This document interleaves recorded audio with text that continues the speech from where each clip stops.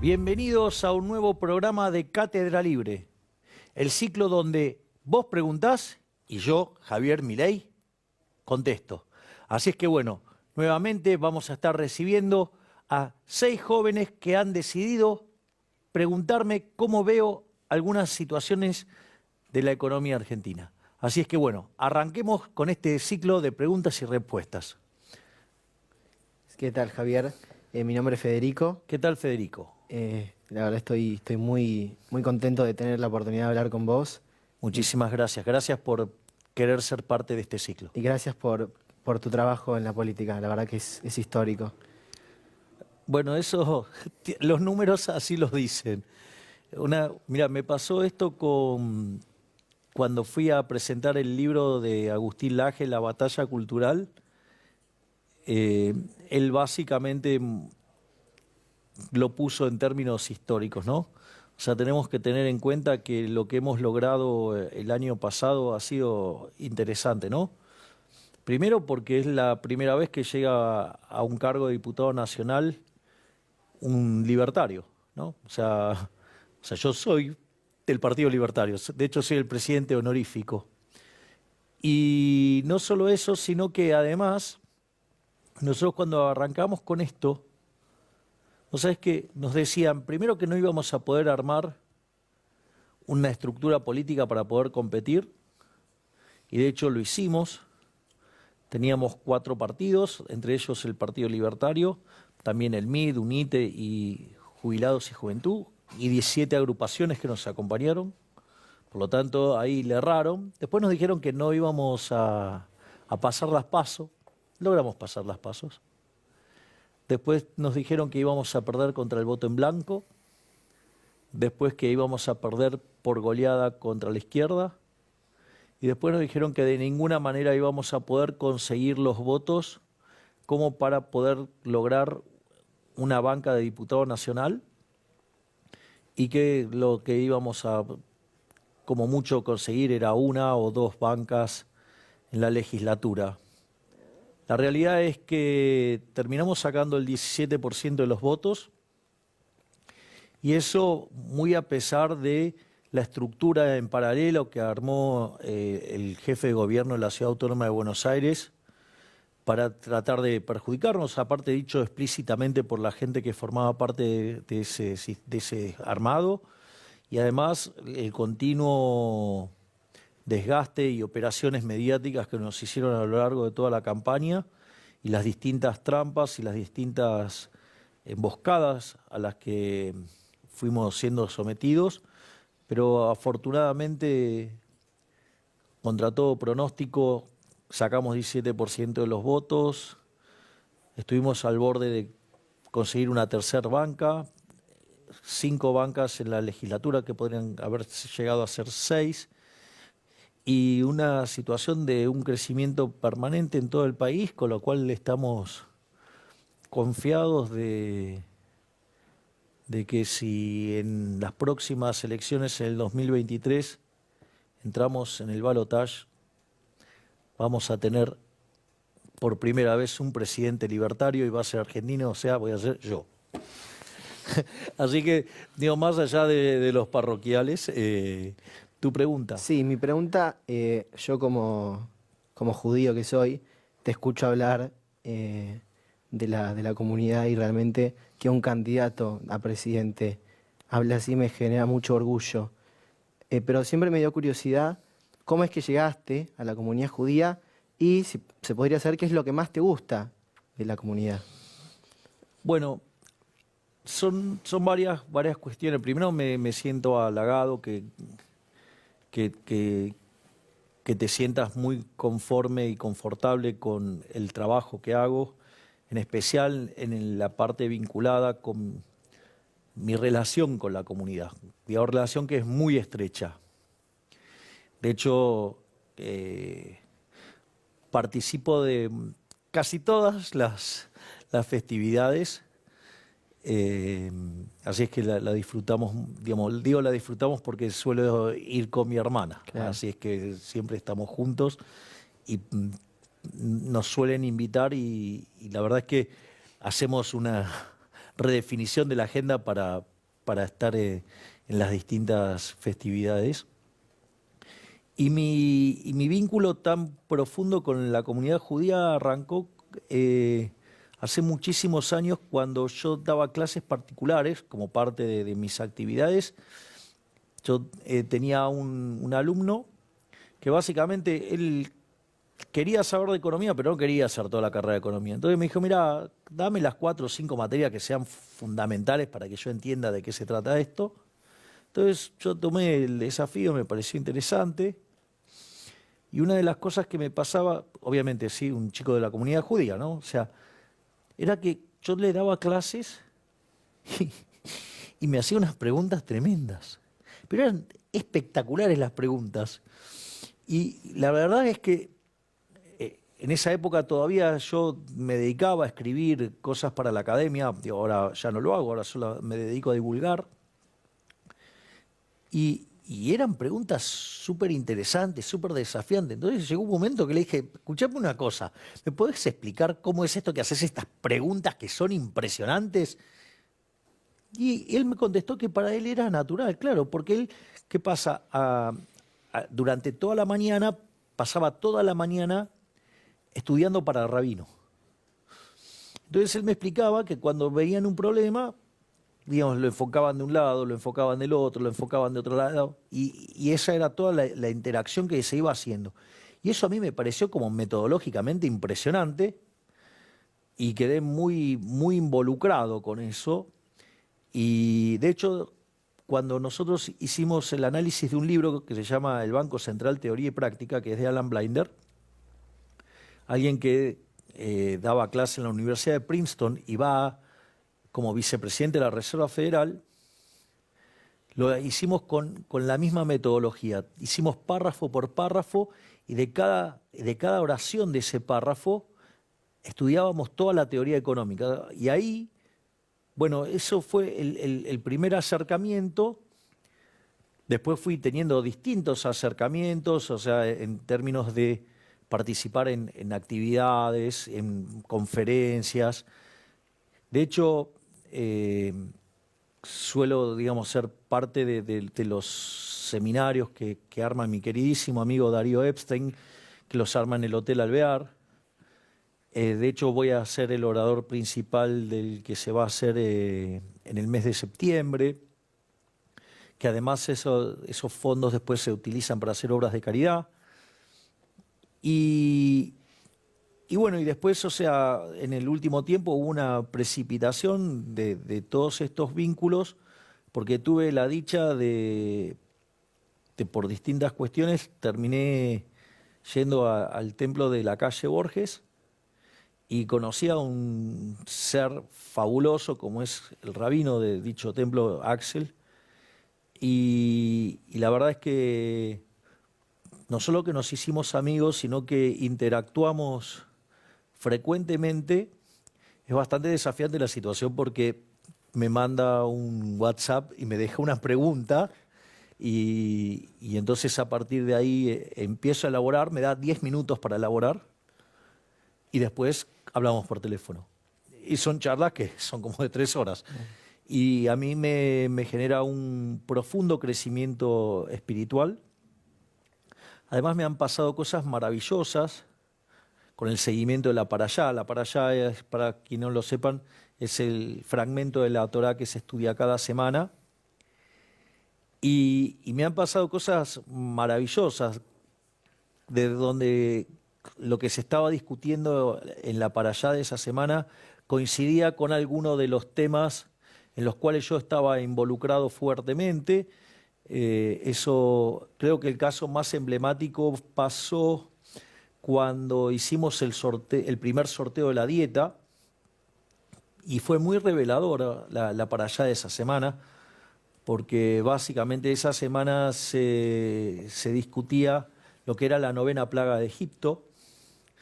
digamos, que es Oscuridad. la situación donde Moshe, digamos, o sea, o Moisés, levanta los brazos y alumbra a Israel y queda durante 3 jornadas bajo la oscuridad Egipto, y esa situación genera tantos problemas, o sea, imagínense que durante 3 días no salga el sol. Entonces lleva a la rendición del faraón y los gritos de los egipcios y demás, ¿no? ¿Y por qué es interesante? Porque de un lado estaba la luz y del otro lado estaba la oscuridad.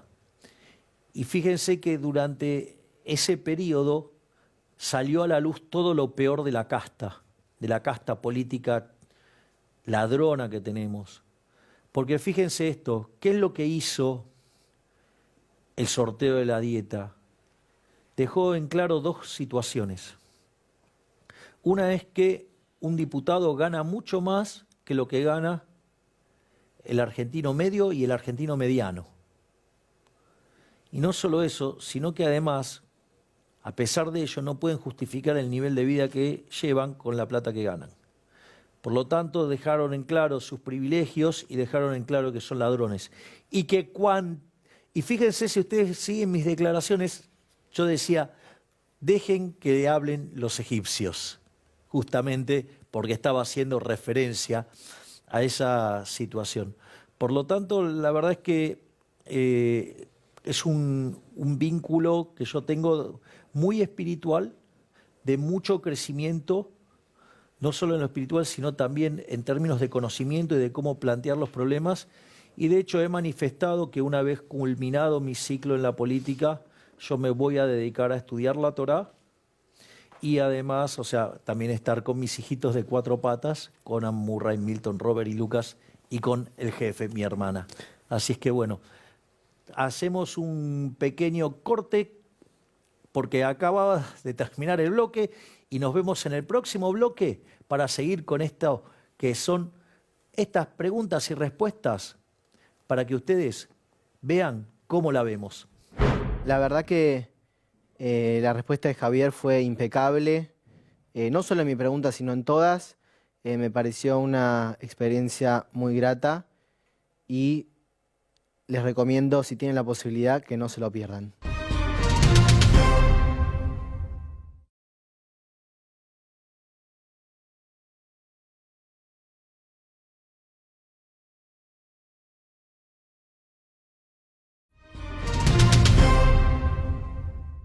Bueno, aquí estamos en un nuevo bloque de Cátedra Libre.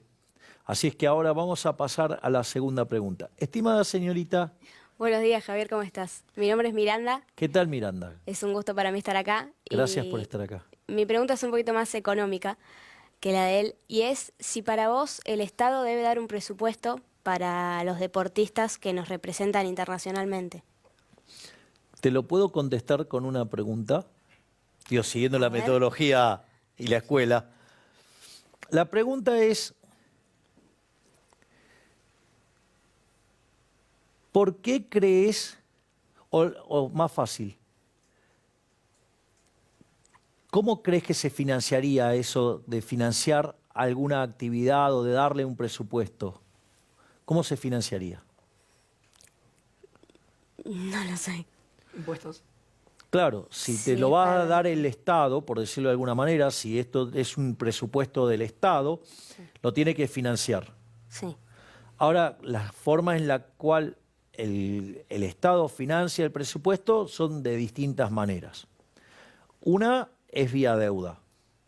La deuda es absolutamente inmoral, Sí. porque implica que para pagar lo que a nosotros nos gusta hoy, por decirlo de alguna manera, o a los políticos, que es peor todavía, vos le estás pasando la cuenta a gente que no vota, a gente que no nació, o sea, podría ser mi hijo, mi nieto, ¿sí? Por lo tanto, es profundamente inmoral ese mecanismo de financiamiento, ¿no? Porque es darle el gusto a alguien y le estamos sacando la cuenta a otro. Es como que yo me vaya de fiesta y te diga, bueno, mira, toma, Miranda, acá tenés, paga la cuenta. ¿Cómo te sentirías? Muy mal. Bien, exacto, punto 1. La otra es financiarlo con emisión monetaria. cuando vos generás emisión monetaria, generás inflación, y eso además es un impuesto que es altamente regresivo porque le impacta muchísimas veces más fuerte a los más vulnerables que a los que más tienen. Por lo tanto, es algo no solo violento por el cobro del impuesto, sí que es un impuesto no legislado aparte, sino que además es profundamente violento y además profundamente injusto. Por lo tanto, digamos, ese mecanismo no nos gusta. Y la otra es cobrarte impuestos. Los impuestos no los pagás voluntariamente, los pagás a punta de pistola, o sea, porque si no los pagás vas preso. Sí. Entonces, en ese sentido yo te diría, mira, la realidad es que si vos querés financiar una actividad, la que fuera, ¿cuál es el problema? El problema es que alguien lo tiene que pagar. No existe tal cosa como un almuerzo gratis. Eso está, digamos, está en la Universidad de Chicago, está, digamos, dice, no hay tal cosa como un almuerzo gratis. Es decir, alguien lo tiene que pagar. Entonces la pregunta es, ¿por qué vos creés que alguien tendría que forzadamente pagar una determinada actividad? Es decir, ¿por qué impondrías una carga a una parte de la sociedad o a toda la sociedad para beneficiar, por ejemplo, a los deportistas? Me parece que el deporte es algo muy importante para los argentinos, en el sentido de que cuando, por ejemplo, en los Juegos Olímpicos, el argentino se une como en el fútbol para ver a los deportistas, y hay muchos deportistas que... ¿Y eso justifica que entonces le robemos a un grupo de los argentinos? No, por supuesto que no. Bueno, los impuestos son un robo, o sea, Tenés nadie los razón. paga voluntariamente. Pero vos fíjate esto, vos me decís, son muy importantes. Sí. Entonces, si son muy importantes, quiere decir que los argentinos lo valoran mucho. Consecuentemente, podrían financiarlo voluntariamente. Es decir, si hay alguien que está involucrado con la cruzada del deporte, podría hacer una fundación, ¿sí?, o una organización no gubernamental que reciba financiamiento voluntario por parte de la gente para financiar a deportistas. Y sin embargo ahí vos podrías tener el financiamiento, todos aquellos que quisieran brindarlo lo hacen voluntariamente y con eso vos podrías estar financiando esas actividades, esa o la que quieras. Pero ¿cuál es la gran diferencia? Que vos lo estarías haciendo voluntariamente. Entonces, si vos querés aportar, lo haces. Ahora, si él no quiere aportar, no lo hace. ¿Me comprendés? Sí, Porque claro que sí. a vos te parece, no sé, te gustan los deportes y de repente, no sé, a él odia los deportes. Entonces digo, la pregunta es, ¿por qué me lo vas a sacar? Si yo digo, o sea, que quiero dedicar mis recursos a otra cosa. Eso hay que tenerlo muy presente porque cuando vos cobrás impuestos es un acto violento porque nadie los paga voluntariamente. Hay que tener siempre presente que el Estado es una organización criminal, es una organización violenta, ¿sí?, que vive justamente de una fuente coactiva de ingresos que son los impuestos. O sea, los impuestos nadie los paga voluntariamente. Y de hecho, el Estado es peor que el ladrón vulgar, porque el ladrón vulgar por lo menos da la cara, te enfrenta, corre riesgos. En cambio, digamos, el Estado es un ladrón estacionario, te roba todo el tiempo. Entonces, y además, cuando se da la acción del Estado, siempre produce daños y genera daños directos y daños indirectos. Porque cuando vos le estás sacando esos recursos a una persona para financiar esta actividad que vos querés, quiere decir que vos estás quitándole por la fuerza, con lo cual hay un daño directo, que la persona pueda disponer del fruto de su trabajo y gastarlo en lo que él quiere. Eso ya es un problema en sí mismo. Y después se generan los daños indirectos. Como vos hay transacciones que no se están haciendo, ¿sí?, hay un efecto derrame, un efecto indirecto sobre otras actividades que no recibieron el dinero que iba a recibir. Ejemplo, si yo quería utilizar esa plata para comprar, no sé, zapatillas, ahora no compro las zapatillas, por lo tanto, la empresa que vende zapatillas va a tener menos demanda y como consecuencia de ello, sí, va a echar gente. Entonces, Hazlitt decía siempre, ¿cuál era la diferencia entre el buen y el mal economista? El mal economista solamente mira un sector y en un periodo. El buen economista no solo mira ese sector, sino que mira a todos los demás, y no solo para el presente, sino también para el futuro. Por lo tanto, hay que tener en cuenta esto, ¿no? De los daños que se generan cuando vos promovés la intervención del Estado. Porque justamente lo que causa es daño, porque se lo hace por la fuerza. Entonces, en ese sentido, me parece que la cosa estaría yendo por ahí.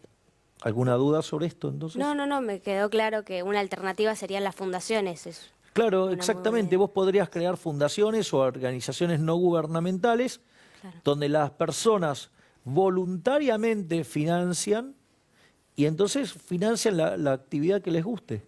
Perfecto. Por lo tanto, en ese sentido, yo creo que tenemos una buena forma de encarar este problema. Muchas gracias. No, por favor, un placer. Hola Javier, soy Santiago de Barracas. Hola, Eh, Santiago. Te quería hacer una pregunta más que nada por cuando mencionas en varias entrevistas o en tu libro sobre las fallas de mercado, ¿cómo le harías creer a una persona que cree que estas existen, que estas realmente no existen? Bueno, para mí, de hecho, está en el Camino del Libertario Sí, sí, el primer lo leí. artículo de la parte 2, justamente tiene que ver con esto, ¿no? Que se llama Capitalismo, Socialismo y la trampa neoclásica. La realidad es que la economía neoclásica, en el fondo, es una estructura matemática que está enfocada para lograr la demostración de la existencia, unicidad y el equilibrio. Es decir, cuando vos mirás todo el eje central de la economía neoclásica, confluye a lo que es el equilibrio general. Y el equilibrio general básicamente tiene que ver con que el equilibrio exista, que sea único y que sea estable. Entonces, para lograr esos resultados en torno al equilibrio, vos necesitas construir una estructura matemática que te permita derivar ese resultado. Entonces, se construye toda un armazón, que esto en términos matemáticos se llama topología,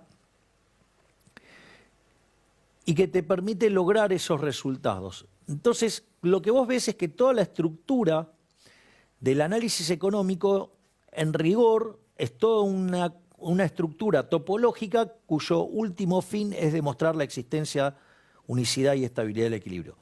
Ahora bien, entonces, una vez que se diseña eso y que tiene unas determinadas, algunas propiedades en términos de bienestar,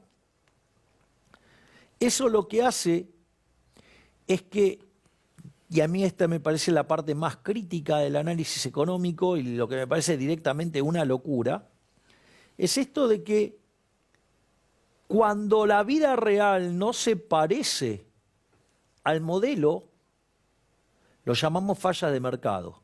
Es decir, en general uno dice que un modelo es una representación simplificada de la realidad. Ahora, si el modelo no explica la realidad, el problema no es de la realidad, el problema es del modelo. Y entonces lo que estaríamos haciendo acá es decir, bueno, como esto no mapea con el modelo, entonces se llama fallo de mercado.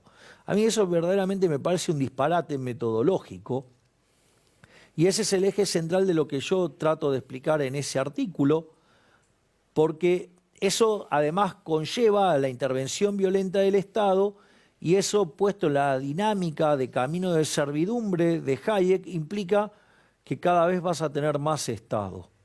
¿Por qué? Porque una vez que aparece el Estado intentando corregir los supuestos fallos de mercado, el resultado siempre termina siendo como mucho peor.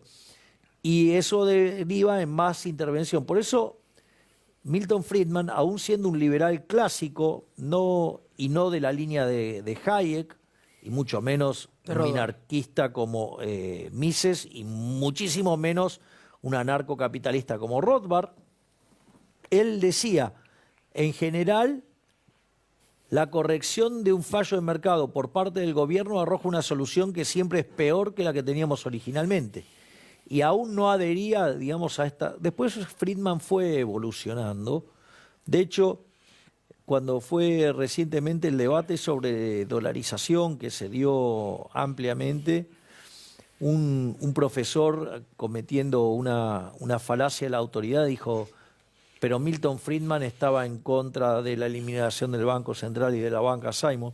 Es muy interesante porque parece que ese profesor solamente leyó una parte de la literatura de Friedman, porque Milton Friedman en su último libro, Los perjuicios del dinero, aboga por la eliminación del Banco Central.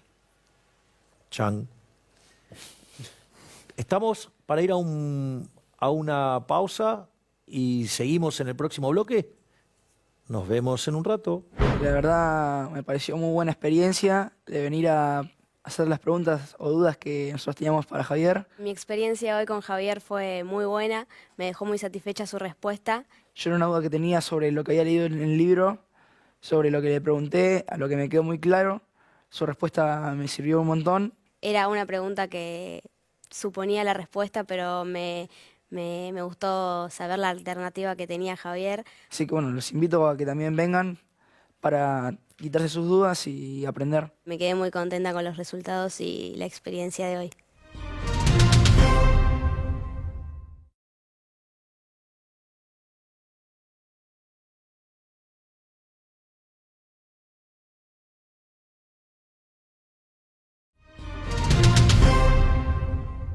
Estamos en un nuevo bloque, ¿sí? Y ahora vamos a la próxima pregunta. Estimado. Hola, buenos días, Javier. Me ¿Nombre? llamo Juan. ¿Qué tal, Juan? ¿Cómo Vengo- estás? Bien, bien, vengo de San Nicolás, ahí en Capital. Es un gusto poder conocerte por fin. Las otras veces los actos no pude asistir y verte así de una forma más personal es muy bueno. Bueno, muchísimas gracias. Te quería preguntar el tema sobre el Ministerio de Educación. Vos te expresaste en contra de él y dijiste que en tu gobierno no estaría presente.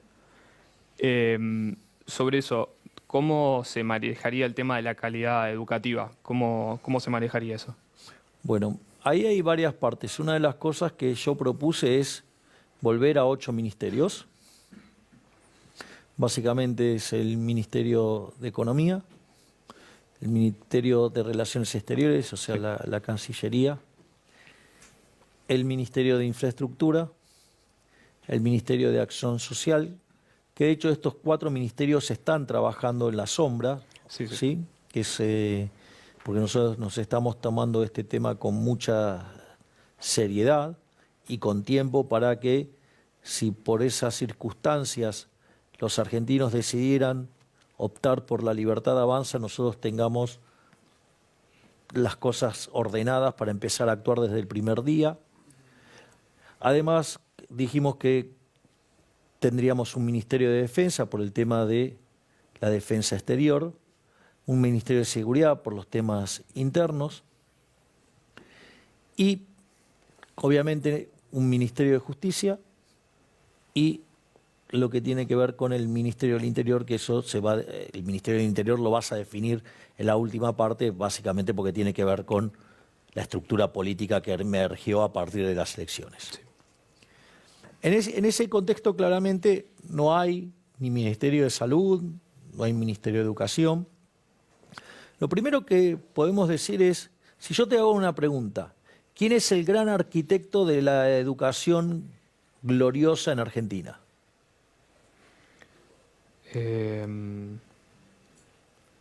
Sarmiento.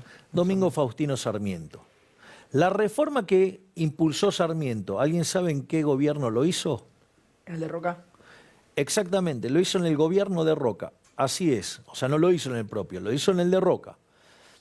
Y hay algo que todavía es muchísimo más interesante, y es que ¿qué cargo ocupó Sarmiento cuando hizo esto?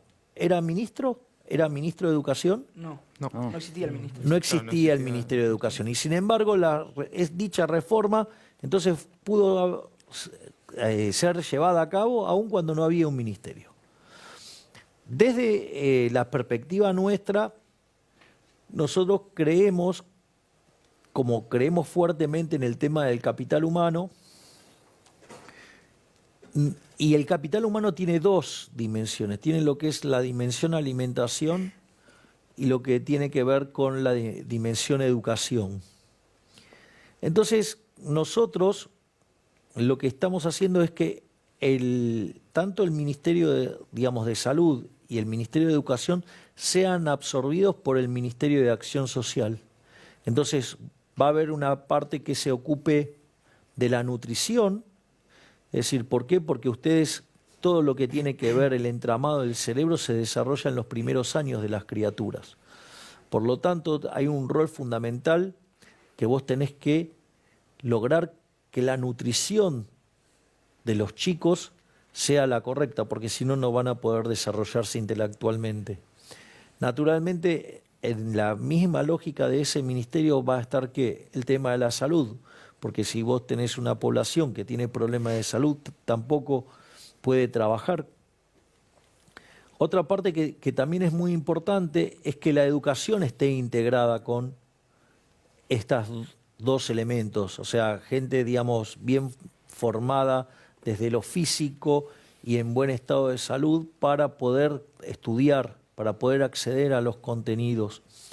Y en ese sentido, después esto queda entrelazado con el tema de los programas sociales, donde entonces ahí vos podés redefinir los programas sociales para que estos sean un elemento de modo tal que vos puedas salir de la asistencia y poder tener la libertad de trabajar donde vos quieras y que tengas las herramientas para hacerlo. Por eso debe ser un área que tenga una profunda relación con el tema de la contención social, que sea una estrategia parte integral de cómo salir adelante de esta situación miserable que se encuentra Argentina.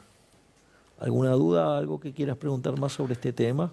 No, o sea, lo que no llegué a entender es si están buscando como hacer una reforma educativa nueva. Porque si lo es desde, como dijiste vos, desde Sarmiento, ahora el tema educativo es mucho más extenso de lo que era en ese momento. Sí, pero la reforma que impulsó Sarmiento hizo que Argentina llegara a ser el primer país que eliminó en el mundo el analfabetismo. Sí, O sea que correcto. fue una reforma absolutamente exitosa. Y la verdad es que todo lo que se hizo en materia educativa después generó muchísimo daño, porque ahí hay dos dimensiones del problema. Pero, como diría Friedman, primero los datos. La verdad es que Argentina hoy en las pruebas PISA está séptimo en América Latina. Menos del 1% de los alumnos que participan de esas evaluaciones están en el lote de excelencia. La mitad de los chicos no terminan el secundario. La mitad de los que terminan no pueden leer y comprender un texto. El 70% no resuelve un problema de matemática básico. Por lo tanto, o sea, los resultados, digo, son bastante malos. Sí, por no cada decir, vez van en caída. y cada vez son peores. Entonces, la verdad es que negar que ahí hay algo que anda mal, me parece que es parte del problema y no de la solución. Por lo tanto, desde mi punto de vista, esto no está funcionando. Además ha sido cooptado por lo que es el marxismo cultural, o sea, o el posmarxismo, y la educación se ha convertido dentro de una lógica gramsciana, un mecanismo por el cual adoctrinar Sí. a los jóvenes e infectar de socialismo a la sociedad. De hecho, una de las cosas que uno tiene que aprender de Gramsci es justamente esto, que decía, para lograr insertar el socialismo en la sociedad, ustedes tienen que ir por los medios de comunicación, por la cultura, ¿sí? Y por la educación. Y de esa manera vos vas instalando, vas modificando la cultura, porque la cultura, ¿qué es? La cultura es una construcción humana. Y si a vos la dirección en la cual se mueve una sociedad tiene que ver con su cultura, eso quiere decir que vos desde la política podés afectar la cultura y de esa manera mover la agenda. Y eso ellos lo hicieron muy exitosamente.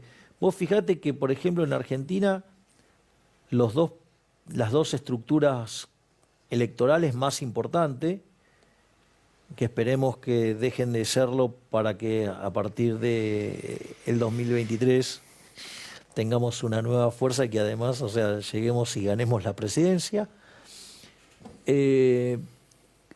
Las dos estructuras en cuestión abrazan algún punto del manifiesto comunista. Es decir, son socialistas. Son socialistas. De hecho, la forma, cuando vos mirás todo el debate local, está planteado en términos de que la corrección política es recitar las aberraciones socialistas. Por lo tanto, hay que dar una batalla pensando en la libertad, porque si no vamos a seguir abrazando ideas socialistas y nos vamos a hundir. Y con esta reflexión, los invito a ir a una pausa y nos vemos en el próximo bloque con más preguntas y respuestas. Hasta luego.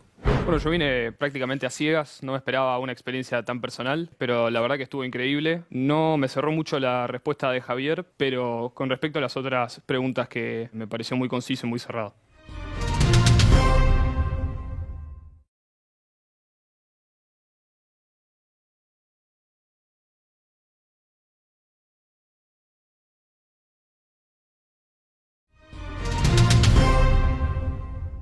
Estamos entrando en el último bloque de Cátedra Libre y vamos a la próxima pregunta, estimado. ¿Qué tal? Buenos días, Javier. Mi nombre es Gabriel. ¿Qué tal, Gabriel? Yo soy de Villa Ortúzar, en Capital Federal. Bueno, mi pregunta es algo un poco simple, pero compleja en la respuesta.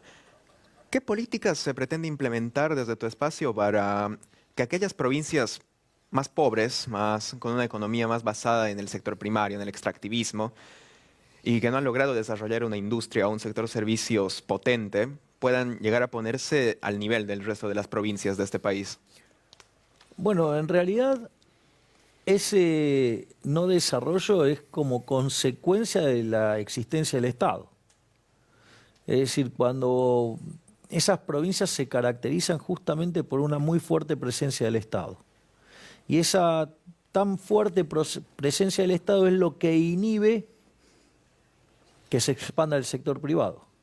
Es decir, la expansión del Estado, digamos, no solo termina exterminando la libertad, sino que obviamente como consecuencia de ello tampoco se expande el sector privado.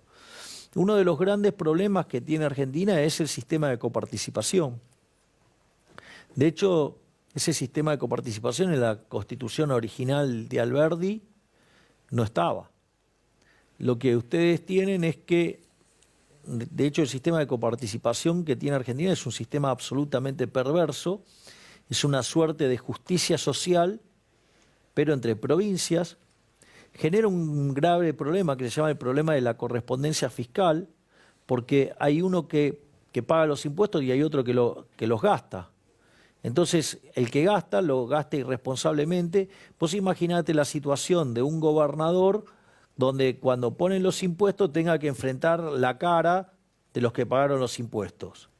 Entonces, cuando quiere hacer cualquier descontrol con la política fiscal, gastando cualquier cosa, va a tener que enfrentar a los que después lo votan. En cambio, en este sistema, como los que recaudan son distintos de los que gastan, entonces los que gastan, ¿qué hacen? Despilfarran. Y ese despilfarro hace que, claro, es un gran negocio ser parte, digamos, de esa lujuria de gasto. ¿Por qué? Y porque eso les da rédito electoral, les permite perpetuarse en esos lugares y entonces la situación es cada vez más precaria. Y después, tampoco tenemos que caer en la trampa de creer que las actividades primarias, ¿sí?, sean un símbolo de no desarrollo. Porque, a ver, ¿sabes cuál es el país más parecido a la Argentina en términos de estructura productiva? Nueva Zelanda puede ser un ejemplo. Australia. Ok, y sin embargo no son desarrollados. el propio Estados Unidos o Canadá. Por lo tanto, o sea, uno no debería rechazar eso, sino que en realidad lo que tendría que hacer es por una solución libre.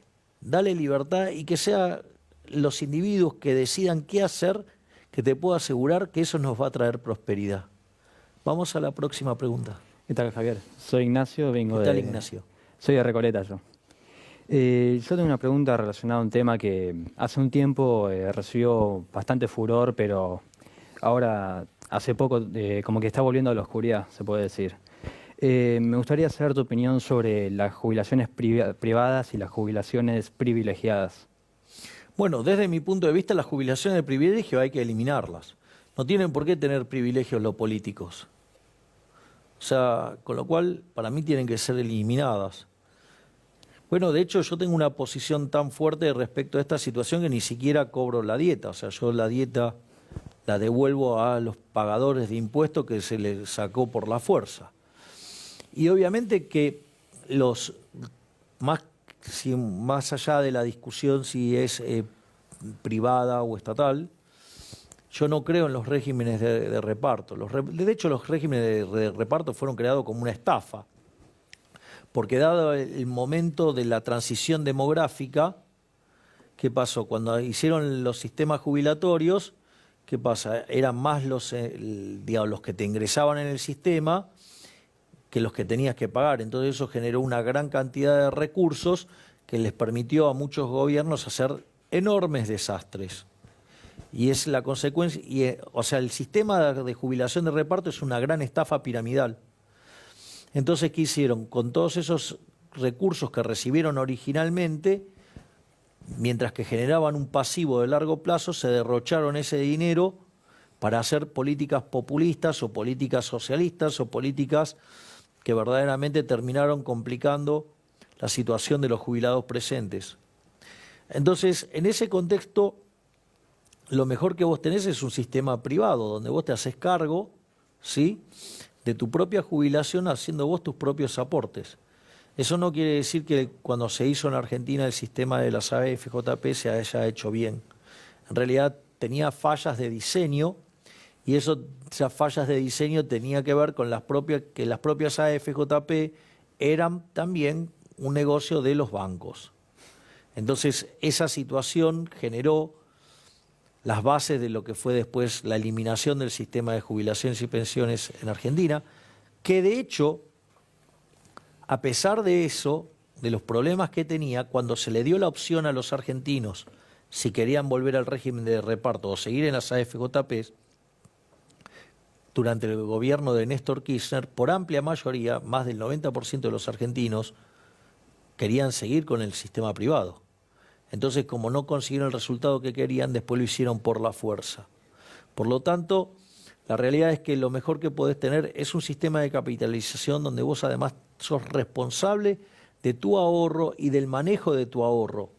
Y no que a vos te hagan ahorrar compulsivamente y que ese ahorro lo maneje un burócrata que lo último que le importa es cuál va a ser tu jubilación, sino lo que más le va a preocupar es ser funcionario al político que trabaja para que seguramente ganar la próxima elección. Y vos, nada, te vas a enterar dentro de 20, 30 o 40 años de que has sido estafado.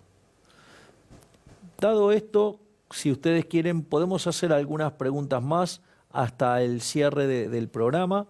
¿Alguna inquietud que les haya quedado? No tengo problema de contestarles. A mí me gustaría hacer una pregunta con relación al empleo. ¿Le parecería correcto tener un sistema de seguros de desempleo como existe en Estados Unidos? Eso es a lo que deberíamos ir.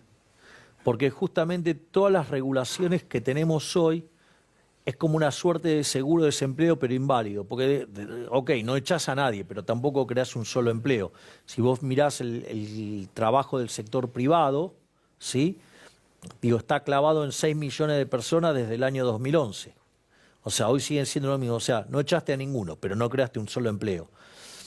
Pues esto es como lo siguiente. Suponete que vos tenés mucho miedo cuando salís a la calle. Entonces, bueno, vos podés blindar tu auto, podés tener doble airbag, podés tener triple cinturón de seguridad, lo que quieras, de 200.000 dispositivos. O sea, pero eso es dada tu aversión al riesgo, vos decís cómo cuidarte.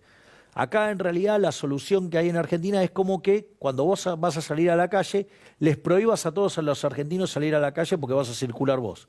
Y es un disparate, ¿qué va a generar? Y va a generar un daño enorme. Bueno, el mecanismo en Argentina está generado de esa manera. Para proteger a los trabajadores, en realidad lo que se está haciendo es crear un montón de restricciones. ¿Y eso qué hace? Afecta la señal de precio del mercado y no se crean puestos de trabajo. Entonces, justamente, cuando nosotros hablamos de la reforma laboral, es salir de este sistema, sí, lleno de regulaciones que impiden la creación de empleo, para ir que justamente un seguro de desempleo. ¿Para qué? Para que la señal de precio esté limpia y de esa manera vos puedas crear nuevos puestos de trabajo. ¿Otro que tenga preguntas? Bueno, yo tengo una pregunta. Como se habla de educación acá, me gustaría saber cuál es la posición que tienes acerca de las ideas de la educación en libertad de algunos pedagogos como Alexander Neil, por ejemplo, en Gran Bretaña, que es el creador de la escuela Summerhill, o viniendo un poco más cerca, Paulo Freire, yendo un poco más lejos, García Ferrer y Guardia. En realidad, si fuera con una concepción liberal, la verdad es que lo ideal es que vos elijas la calidad de la educación, o sea, como cualquier otro producto, o sea, por eso yo soy partidario del homeschooling, ¿me entendés? O sea, que vos, digamos, y vos fíjate que vos podrías aproximar eso aún con el sistema que tenés, porque vos tenés la posibilidad de rendir libre. Entonces, si a vos no te gusta cómo están educando a tu hijo, ¿sí? Vos podrías formarlo vos y que después vaya y rinda todas las materias libres. Entonces, eso te permitiría, por ejemplo, aún con lo que tenés, ir avanzando hacia las ideas de la libertad. Así es que, bueno, les agradezco enormemente que hayan decidido participar del programa. Agradezco muchísimo las valiosas preguntas. Espero haber sido claro y contundente en las respuestas. Así es que muchas gracias. Y bueno, acá termina una nueva edición de lo que es este ciclo que llamamos Cátedra Libre. Los espero la próxima semana para seguir contestando las preguntas de aquellos que quieran hablar conmigo. Muchas gracias y hasta la próxima semana. Debo destacar la claridad meridiana de la respuesta de Javier. Una respuesta sumamente aguda que no da lugar a la equivocación. Es una experiencia muy grata la que tuvimos acá, la que tuve personalmente. Mi duda quedó completamente resuelta. Yo vine porque me invitó un amigo y fue una experiencia completamente nueva para mí y yo siento que superó absolutamente todas mis expectativas y estoy más que satisfecho. Para hacer el cierre de esta nueva edición del programa, Cátedra Libre, la verdad es que tengo que decir que nos encontramos nuevamente con preguntas súper interesantes. Digamos, arrancamos con el tema de mi vínculo con la comunidad judía y por qué yo tengo no solo una valoración muy importante de lo espiritual, sino cuáles son las consecuencias en el plano intelectual. Estuvimos discutiendo también si habría que financiar o no el deporte, dado la pasión de los argentinos por el deporte. Estuvimos discutiendo también sobre la existencia o no del Ministerio de Educación y qué era lo que podía aportar o no. También apareció una pregunta muy interesante que es sobre el tema de los fallos de mercado y ahí yo expuse mi posición donde para mí los fallos de mercado no existen. De hecho, si alguien cree que los fallos de mercado existen, les propongo que miren si en el medio está o no el Estado. Y si no está el Estado y creen que hay un fallo de mercado, les propongo que lo hagan de vuelta al análisis porque está mal. También discutimos la cuestión de las jubilaciones, ¿sí? Si régimen de reparto o régimen de capitalización y cómo creemos que debería ser. Y también dimos sobre un tema muy importante para lo que tiene que ver con la economía argentina y la situación de las provincias y las finanzas provinciales, que es la discusión de la coparticipación. Discusión que fue impuesta por la Constitución del 94 de actualizarse y como requiere de votación unánime, todavía no se le ha dado ninguna solución. ¿Por qué? Porque hay provincias que claramente que con esto se benefician y otras que se perjudican. Pero les voy a decir algo. Nosotros que estamos trabajando en la reforma de la Argentina, ya encontramos la llave legal para destrabarlo. Así es que bueno, les agradezco mucho por participar nuevamente de esta cátedra libre donde ustedes preguntan, yo contesto y nos vemos la próxima semana. Muchísimas gracias y nos vemos.